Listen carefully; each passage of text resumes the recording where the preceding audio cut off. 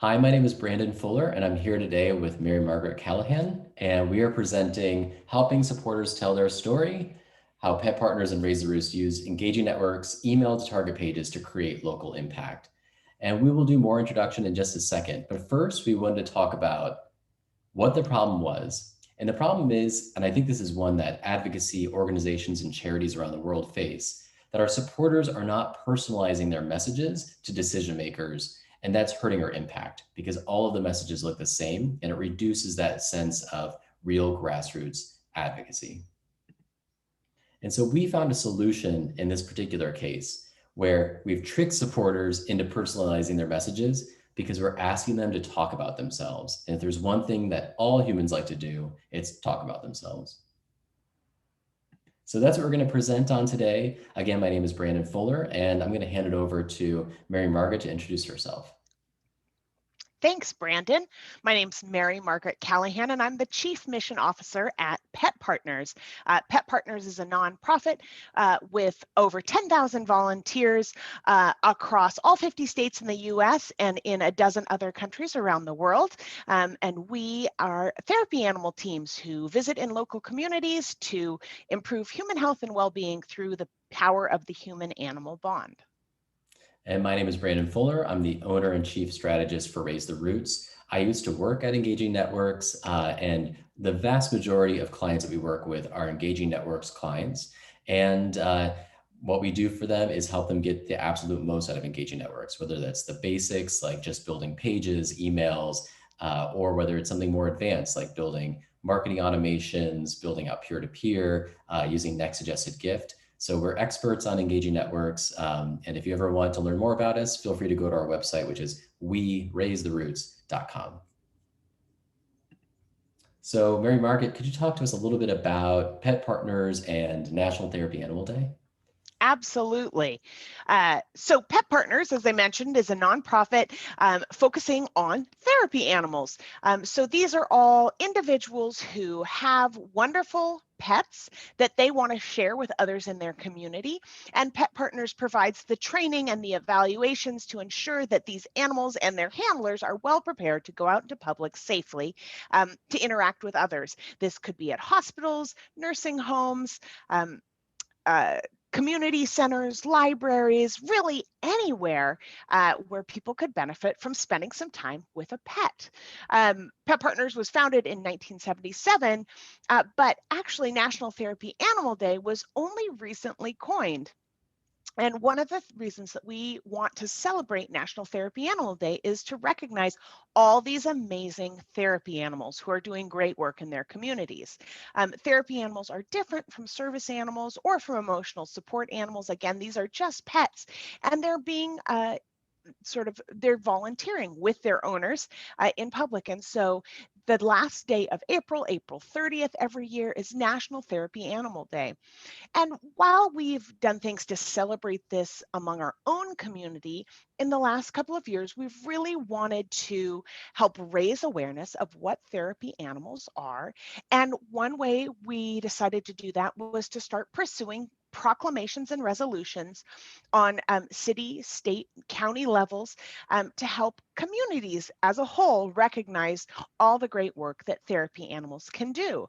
And that's really was where we found this problem, and we started going about this new way of trying to achieve that. So let's take a look at some of what we achieved.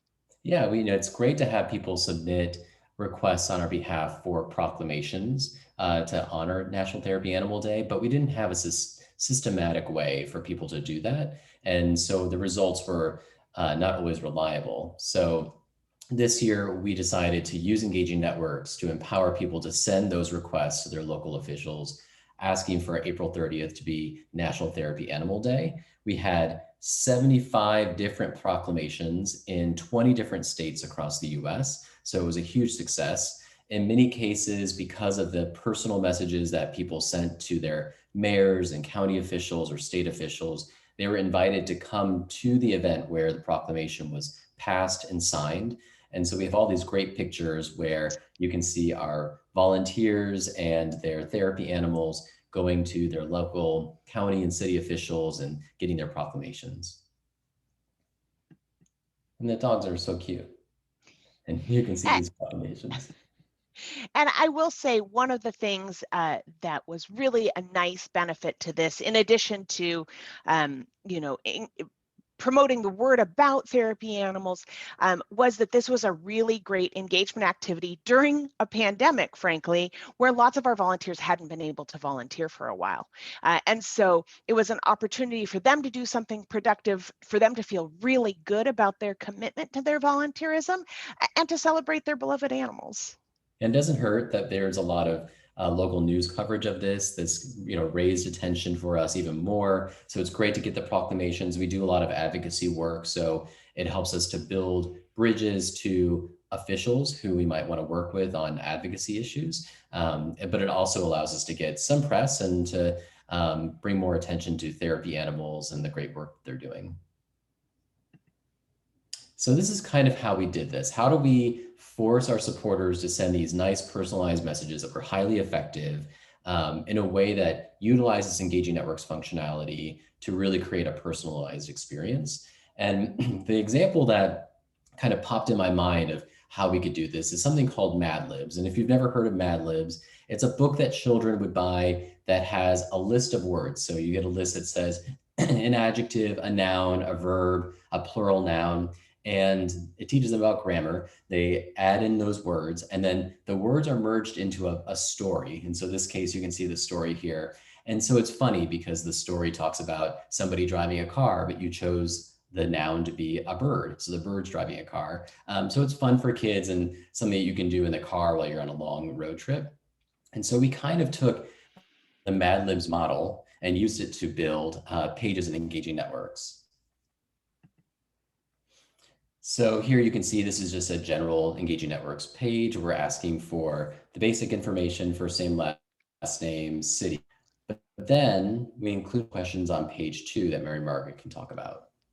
So one of the things that's so unique about the work that our volunteers do is really the people that get all the notoriety are their animals. So when you invite a therapy animal volunteer to talk about their pet, that's where they really shine. And so we gave them an opportunity to do that, and we made it as easy as possible.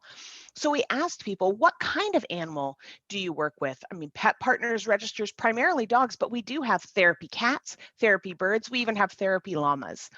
So an opportunity to talk about the kind of animal that you work with, share the name of your therapy animal, and then also talking about your history. How long have you been a volunteer? What are some of those local facilities that you currently volunteer in? Those local facilities being familiar to the people who are going to be receiving this email, whether they're a city, state, or local official who will go, oh, I know the name of the children's hospital in our area. And so making this form really easy for our volunteers to talk about their activity and personalize it felt less, I think, challenging than what we had asked them to do in the past. Yeah, it's a lot more fun than just filling out another page and sending an email or asking them to take the email and try to personalize it when it's already there. So what happens is they fill out this form, and then we have the message that's going to go to the decision maker. And what ends up happening is the responses to those questions get merged into the form. And so now we have a letter that, rather than just asking people to make the edits themselves, they'll actually see the name of their animal in there, the number of years they've worked, the facilities that they volunteer in. All of that will be merged in. And so these local officials are going to get this hyper personalized message. It looks like somebody took a lot of care and attention and time to write this message and send this request for a proclamation. So that's the goal here.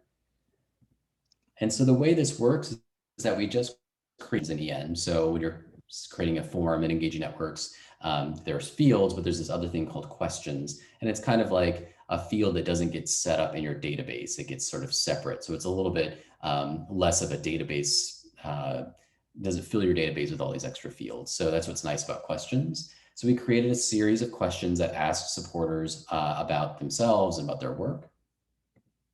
Then we added those questions into our form on Engaging Networks. So here you can see these are the 4 questions that we created and where they are in the form. And then we inserted the responses of those questions into the message to the target block. So if you're in the target block area, you're editing your target message, you'll see there's a little blue box there. And the little checkbox is for inserting questions that are present on the page.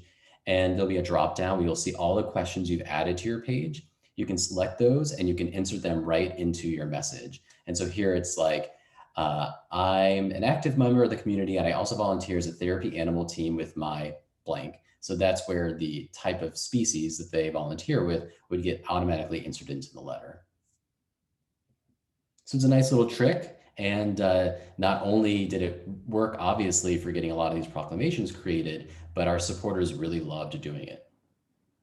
It was so wildly successful, not just with the number of proclamations we were able to receive for National Therapy Animal Day, but with the positive experience that our constituents had in doing this. With these personalized messages, they frequently heard back in a personalized way too. Some people even got messages saying, I think I've met you and your dog at an event in the community.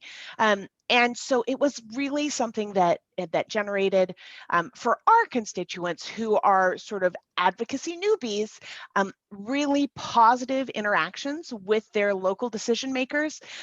And it was an easy ask to celebrate therapy animals who are doing great work in the community.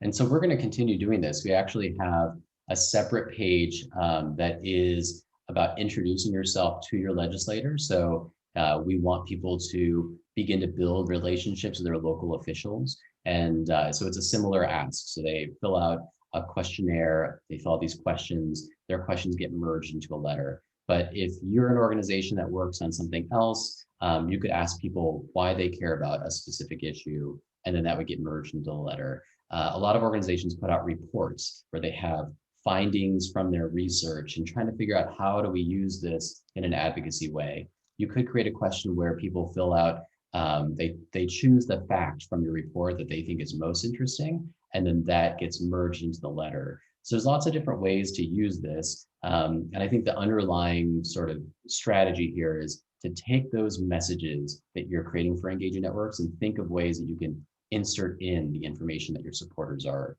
submitting, even if it's just having the city that they enter get inserted into the message. So it says, I'm blank blank, first name, last name from city in your riding or in your constituency.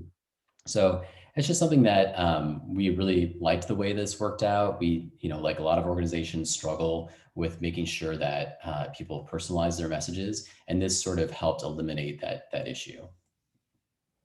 So that's everything that we wanted to cover. Again, this is Mary Margaret Callahan from Pet Partners. Her email address is on the screen. And then my name is Brandon Fuller, and I work at Raise the Roots. My email is there. Feel free to shoot us a question if you want to understand how this worked or any of the complications or any of the things that we learned from this. We're happy to do that. We're also happy to share the example with you if you want to just poke and prod at the page. But if you have questions right now, we will move it over to the Q&A section where we're happy to answer those. And we really look forward to hearing what questions you have and seeing if there's any ways that you've used engaging networks to help your supporters personalize the messages that they're sending to policymakers. So thank you very much for being here.